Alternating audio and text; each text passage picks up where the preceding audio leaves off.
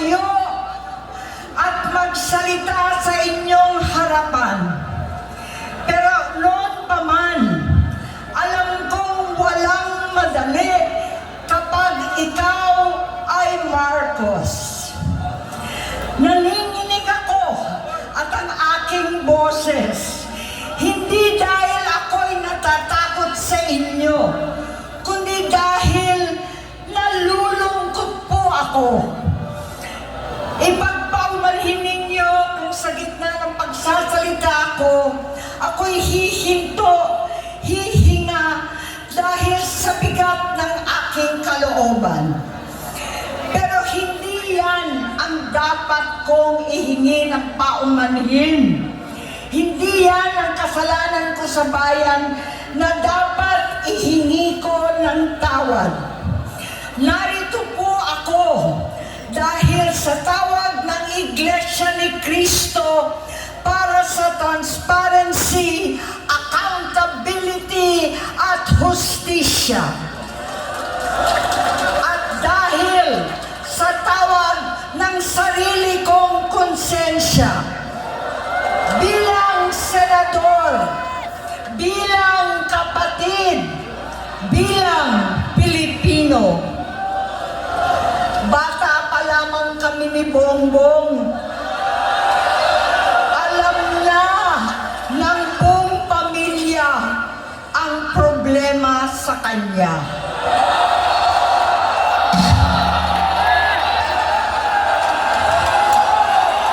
Sa totoo lang, mababasa naman ng lahat ang mga testimonya ng aking ama patungkol sa kanyang ugali at gawain.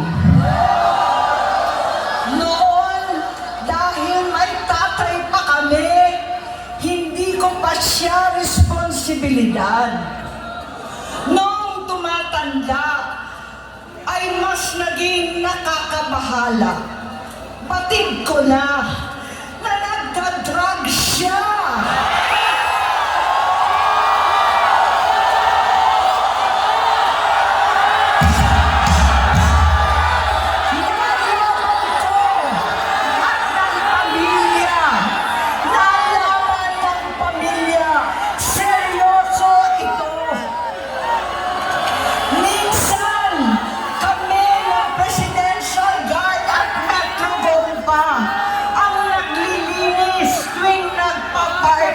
Sila.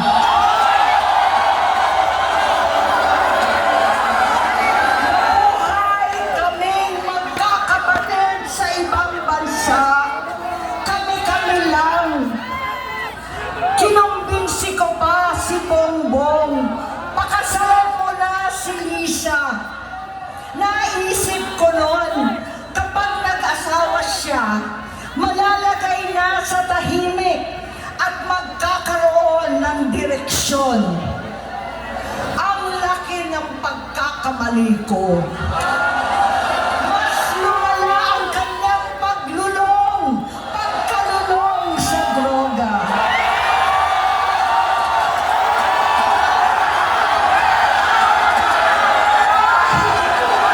Parehas pala silang mag-asawa.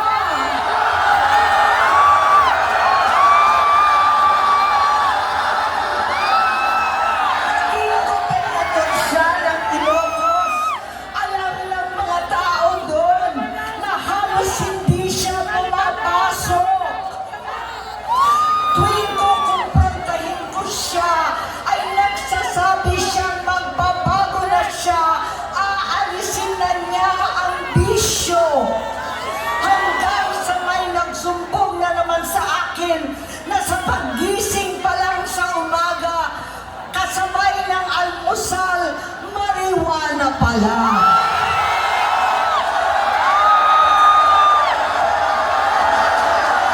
Hapon sila, lahat sila nagiinuman at gumagamit ng cocaine.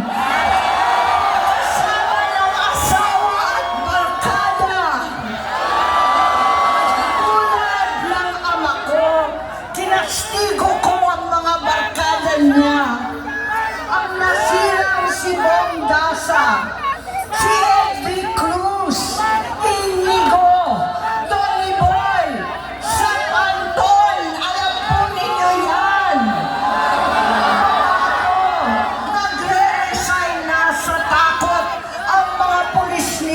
at staff dahil sa lumalalang bisyo.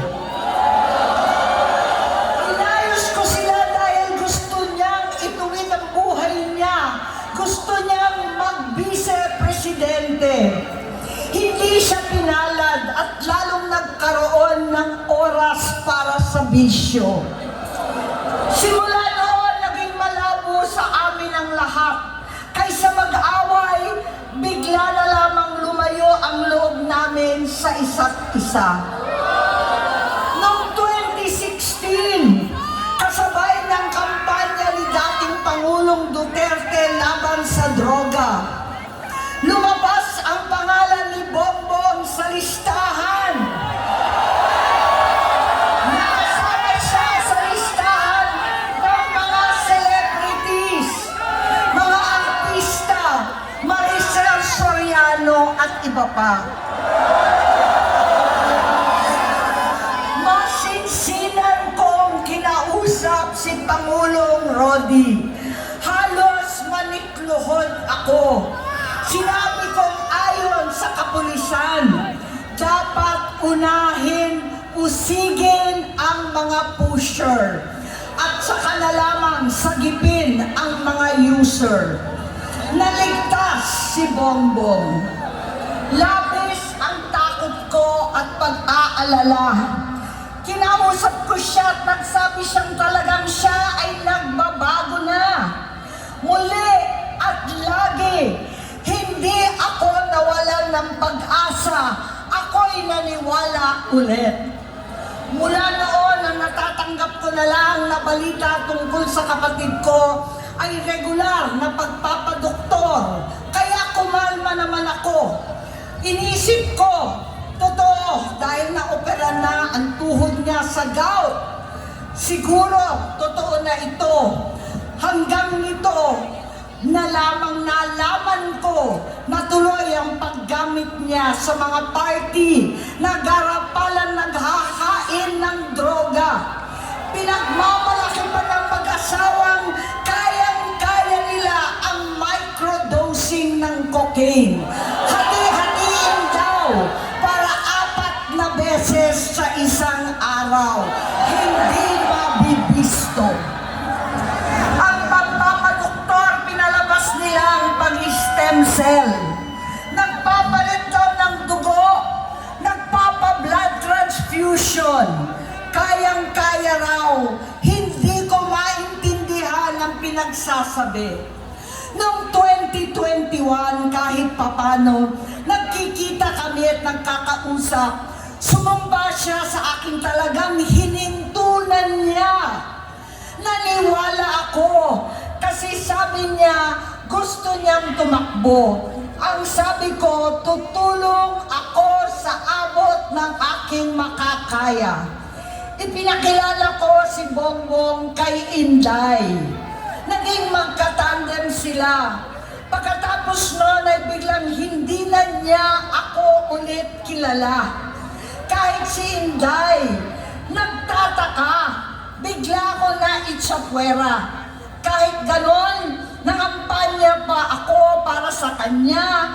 Kahit si Inday na lang ang aking nakakausap. Hindi ko alam